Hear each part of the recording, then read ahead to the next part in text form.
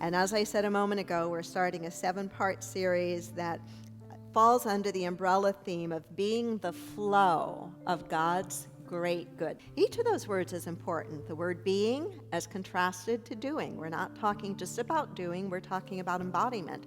Being the flow of God's great good. That word flow is a really important word.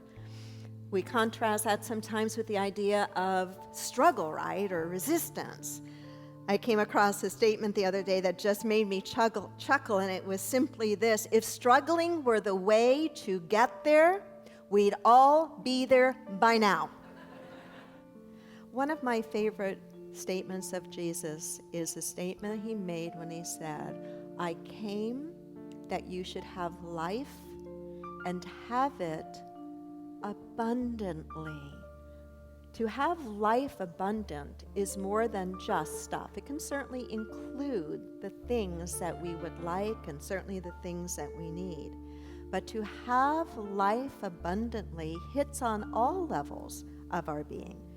And so we want to try to flip during these 7 weeks some of the energy that sometimes we bring into the way we try to bring things about in our lives.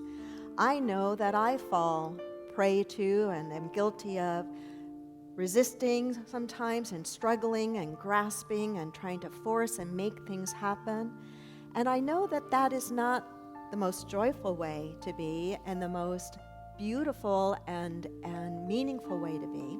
A lot of the reason that people have the financial challenges that they have in their lives and don't feel like they're living an abundant life, don't feel like they ever have enough, that it's always a struggle financially, has to do with their relationship with money to begin with. And absolutely one of the best, most effective ways to begin to heal that relationship is through a systematic practice of putting God first in our finances, just as we should be putting God first in every other area of our life. Somebody once said, how you do money is how you do your life. Write that down.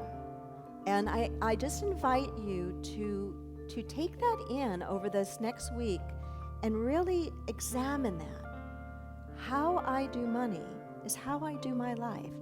Do I hoard out of fear? Am I constricted? It can be insightful if you're willing to do some deep examination of that.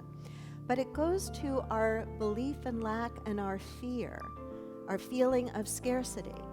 And yet, the truth of the matter is, whether it's in our pockets or in our relationships or our physical well-being, we do live in an abundant universe. We absolutely live in an abundant and rich and opulent universe. And if you look into your life and say, but somehow I just never seem to have enough and I don't experience that, I would challenge you to ask yourself, do you really think that by continuing to do it exactly the way you always have, that it's suddenly going to change?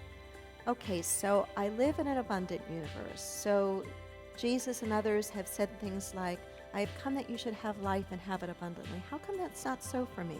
And what do I need to be thinking about differently? And am I willing to take a step in that direction?